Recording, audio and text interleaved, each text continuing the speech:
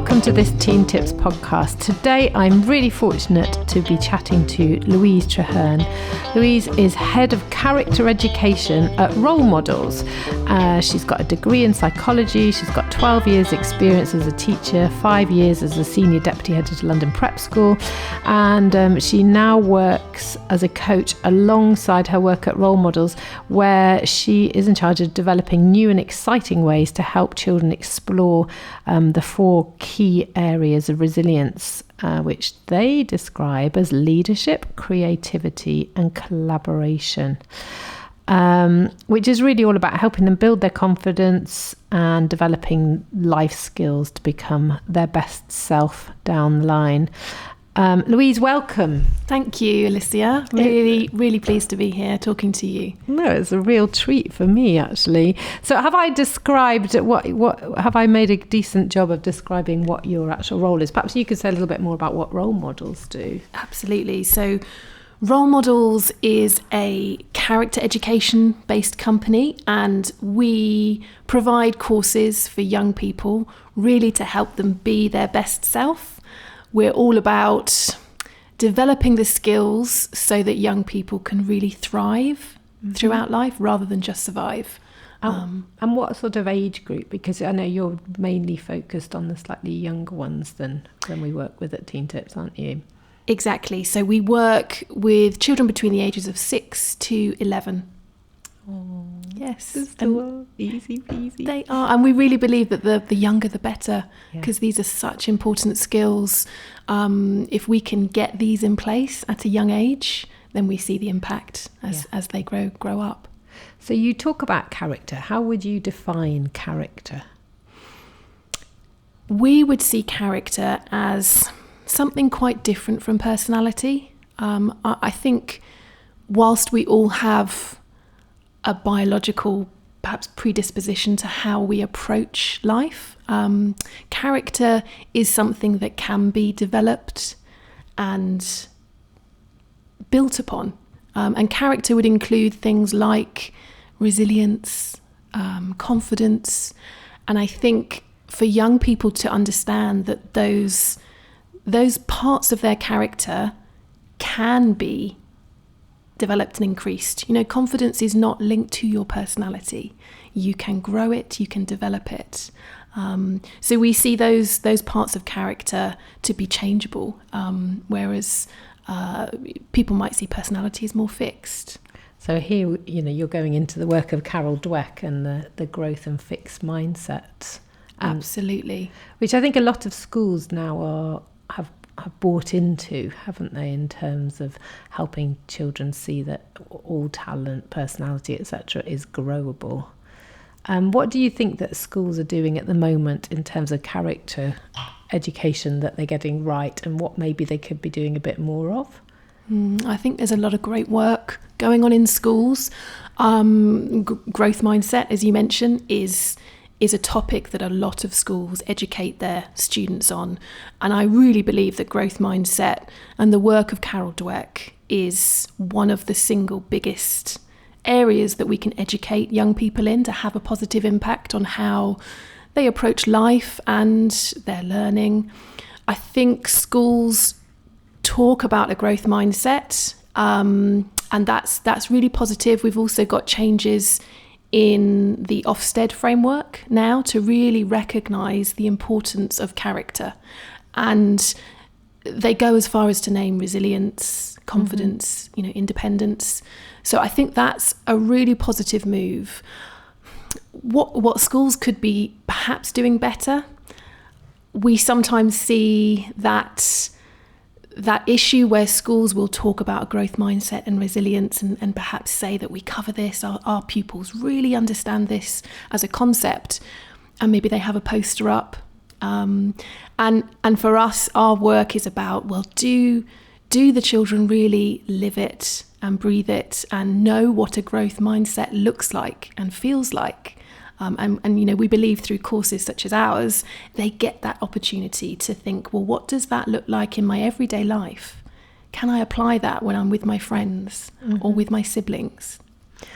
Because I think the growth mindset in schools, especially perhaps, where academics are are so important, and so much focus is on results, isn't it? It's very difficult to sometimes to live and breathe that idea that the journey is more important than the outcome. It is. And this is something I often say to parents. We talk about focus on the process, not the outcome. Mm-hmm. Focus on progress rather than just, is it correct? Is it right? Is it wrong? Is it 100%?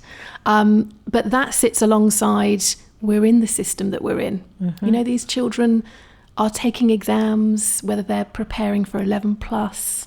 Which now starts incredibly early, doesn't it? I mean, really, you're going for the 11 plus, it's about year 6. Yeah, even earlier. 5, yeah, 6, year getting 5. really prepared. And I think we have to be realistic, and it is about a balance. So yes, we need to recognise that there is that pressure, that need to make sure that they are striving for success, but just to balance that out with making sure our feedback, our responses are also recognising the attributes that they're showing along the way.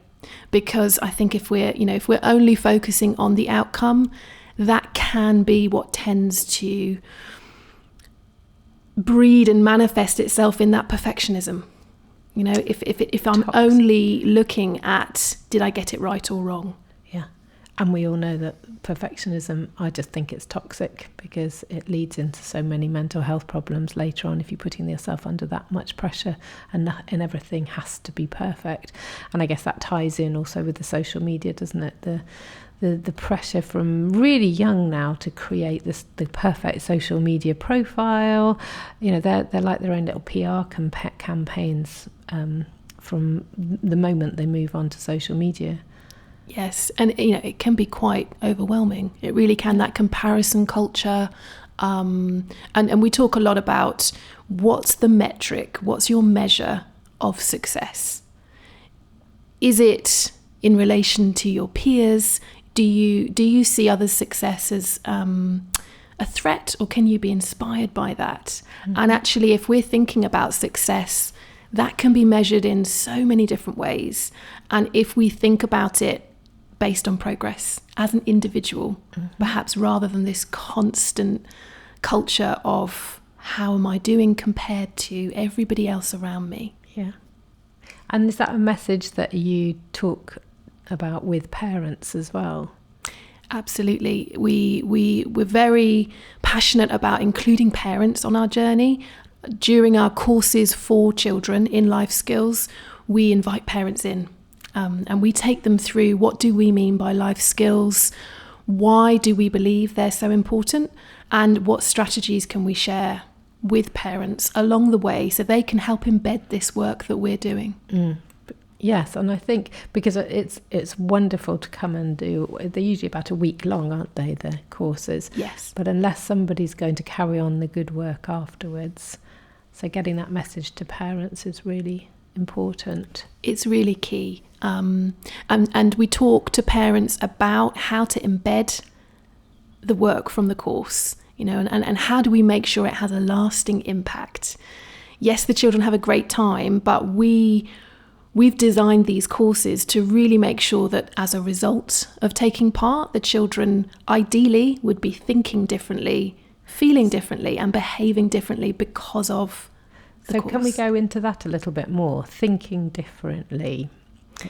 Yes, one of my favourite areas. As a coach, I am a big believer in educating children as young as possible about the link between our thoughts, our feelings, and our actions. I coach so many adults on this very theme, and to give this information to children aged 10, why not? Yeah. It completely empowers the young person to understand, actually, we don't have to believe everything we think. And it's completely normal to have sometimes quite negative thoughts. Unhelpful thoughts is how we talk about them. And they have a choice, because if they understand that thought will link to a certain feeling, and then result in a certain outcome, they can have a little bit more self-agency into, do I choose to keep going with that thought, or can I recognise that it's perhaps unhelpful and probably in fact not true? And we can let go of that and we can choose something that's much more empowering to think instead. Yeah, I mean, I think I always call it learning to be the captain of your own ship.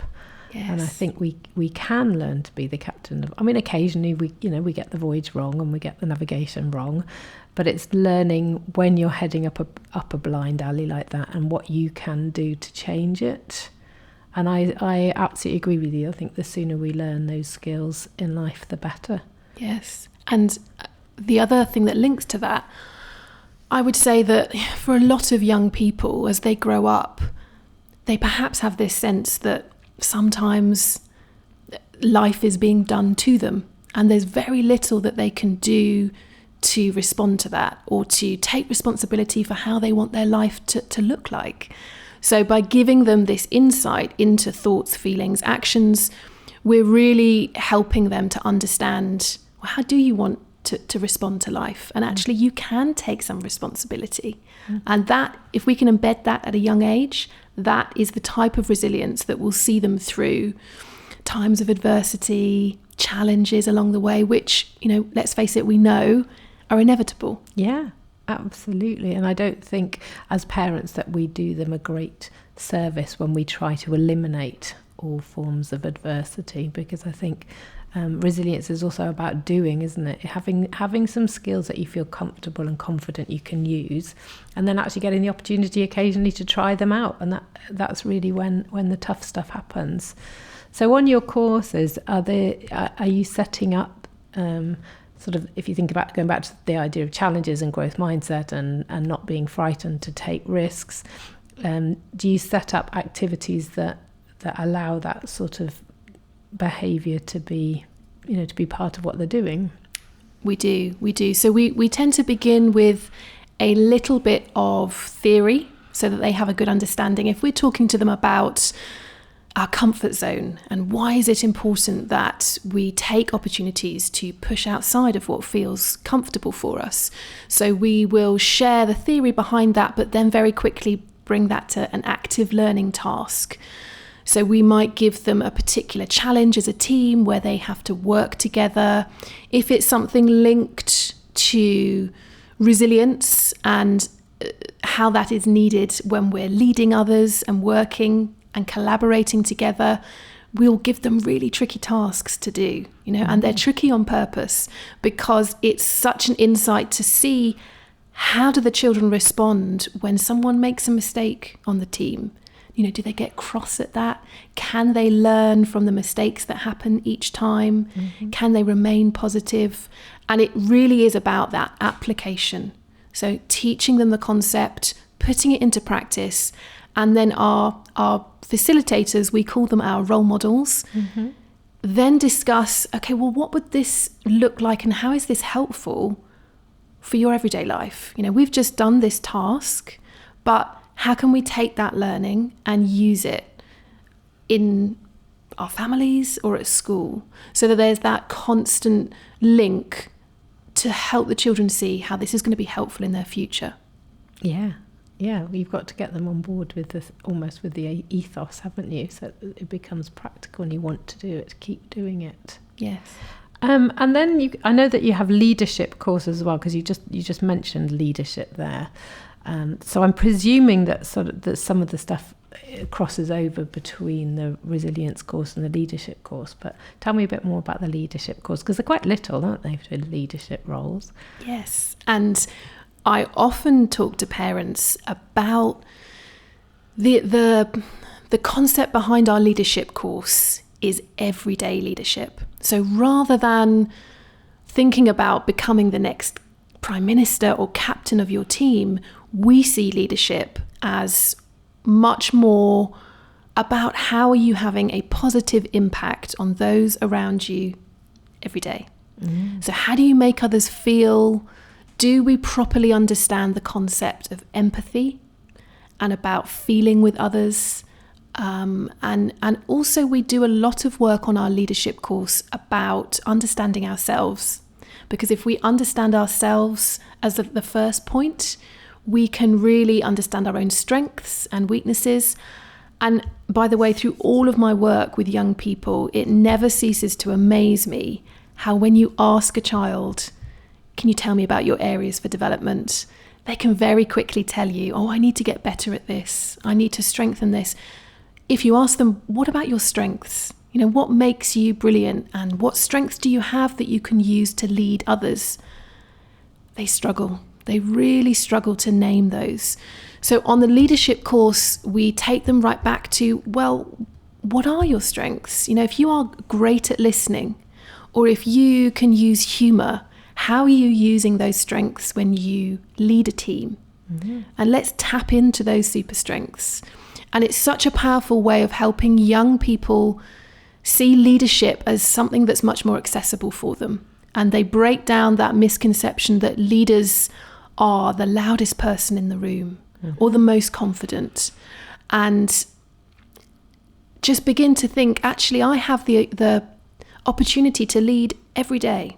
Yeah, and it's that sort of the extroverts are the ones that often get the attention, aren't they? But actually the introverts usually have spent maybe a little bit longer thinking through a problem or a situation, and therefore their contribution is just as valuable as whoever's the loudest person in the room. Yes, absolutely. And that's key, again, when we do the tasks and the challenges during the leadership course, is to give every individual that opportunity. And also to reflect, you know, how did that feel when you were the leader of that task? And how did it feel for your teammates? What do we need more of, less of? Did you feel like you were using your strengths to reach your potential as a leader? So if we scroll forward, because looking at, you know, ultimately they are going to have to one day, I mean, at your stage they're very little, but at one stage they're going to have to go out into the big bad world of work. And I think increasingly that's going to be about collaboration and participation. And I think if we look at a lot of the leaders today, we've had some pretty bad leadership going on, because I think maybe the education system was more about personal achievement. Whereas I think what I'm hearing you're saying is that actually what we need to be good leaders is to be good people and have good social skills. Absolutely. I could not agree more. I think if we look at the leaders in today's world, we'd all agree we could do with more empathetic leaders. Leaders who understand people, who have that empathetic approach to how they make decisions, how they choose what it is they need to do. And I really believe that empathy and the emotional intelligence that leadership requires, you know, that's what we should be helping our young people develop.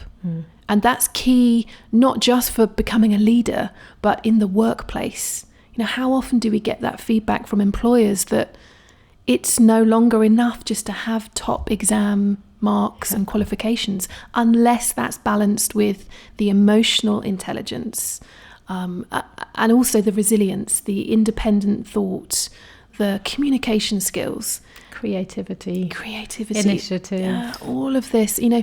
And you've probably heard a lot as well as parents of AI, artificial intelligence. You know, the robots are coming, and I definitely think there's something in that about future-proofing our young people.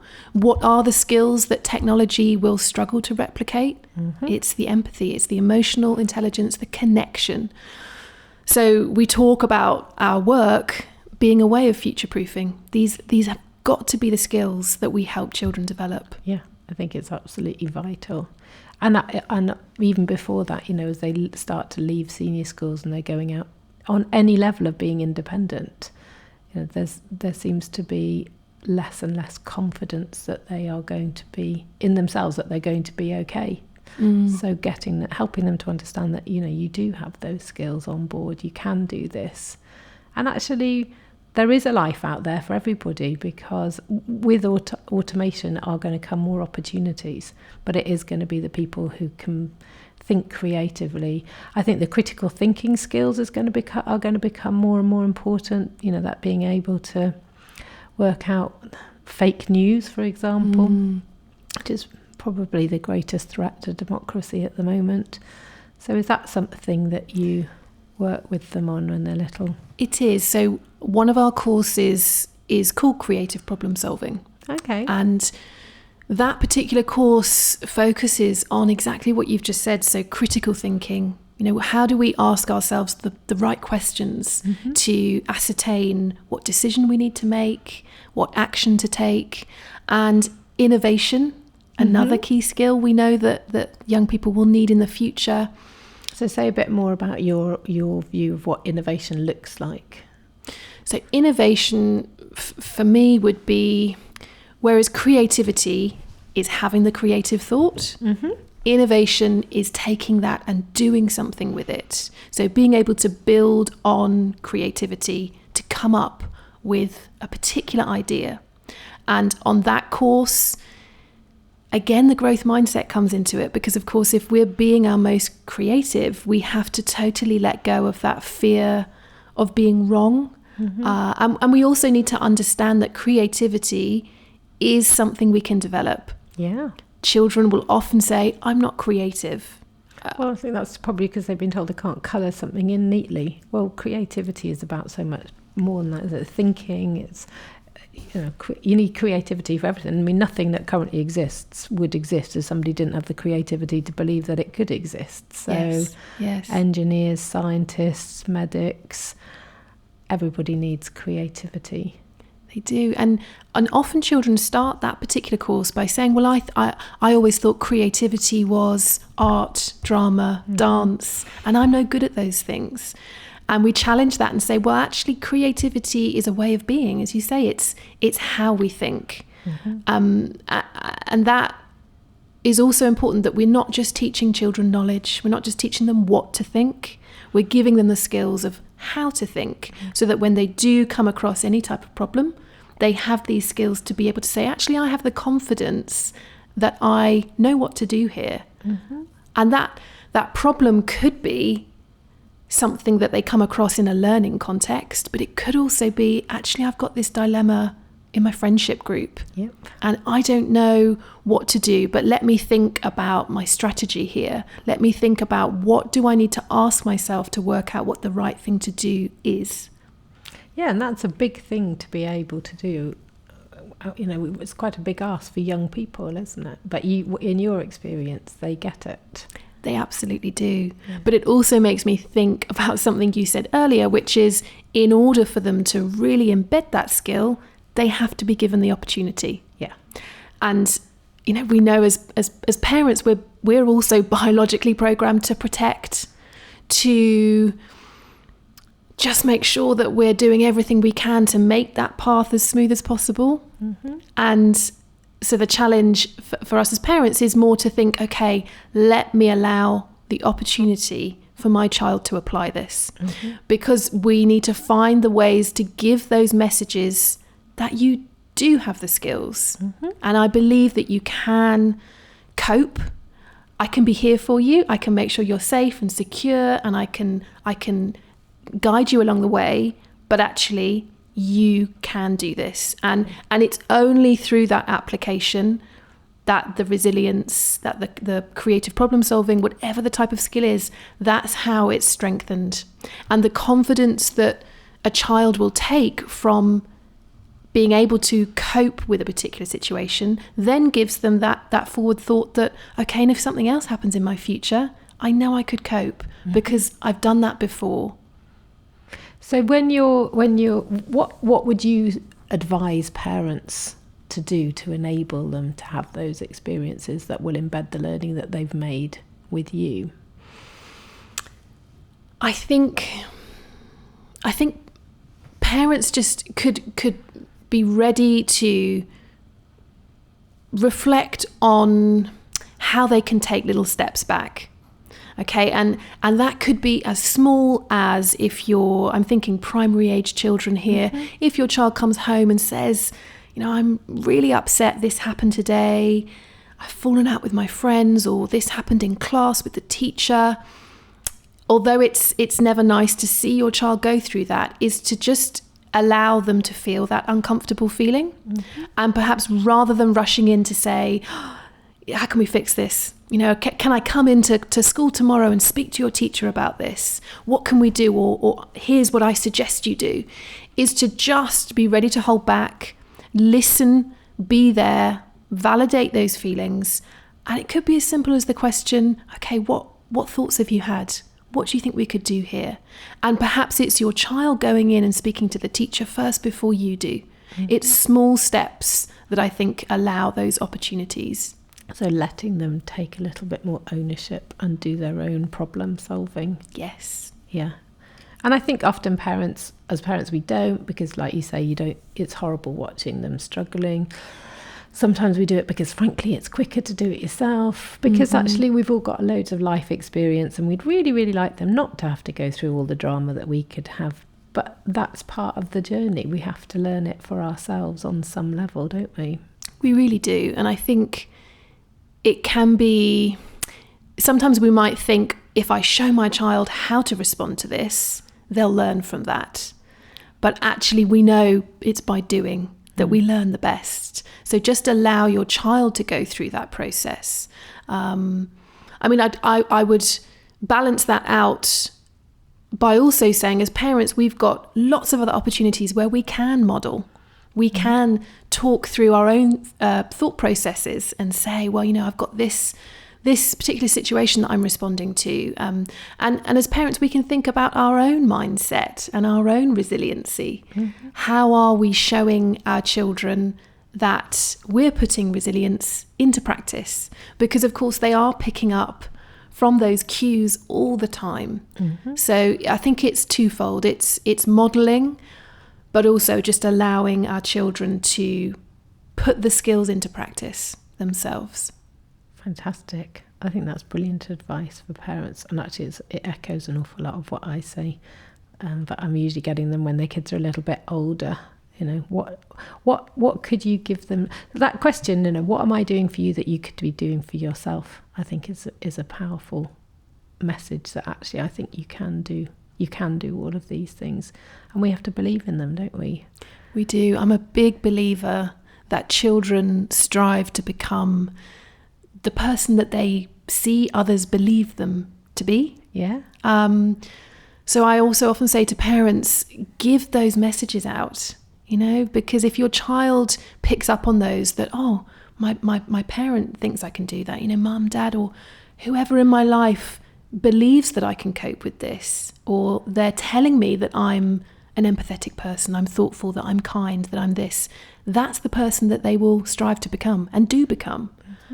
So it's about finding those ways of giving those messages too. Yeah, because the messages we give them really, really are powerful. They tend to live up to them. Yes. Louise, this has been amazing. Thank you so much. Pleasure. I've really enjoyed speaking to you, Alicia. It's been great. No, it's wonderful. And I'm going to put up onto the website as well the links for the courses. So if there are parents out there who think that your child, just tell me what the age range is that you deal with have on the courses. Yes, so we have a range of courses for 6 and 7 year olds. They're called Brilliant Me. Oh, so cute. We have, Brilliant Me and My Confidence is one course, Brilliant Me and My Mind, which is all about mindset, and Brilliant Me and My Feelings, really helping children to learn how to respond to those big emotions and feelings that we all get. And all of those Brilliant Me courses are done through stories, so a really accessible way.